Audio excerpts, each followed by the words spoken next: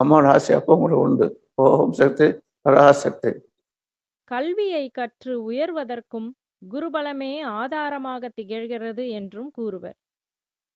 9 கிரகங்களில் வியாழன் என்கிற குருவிற்குத்தான் குரு பார்த்தால் கோடி நன்மை என்கிற பொன்மொழியால் புகழாரம் சூட்டப்பட்டுள்ளது.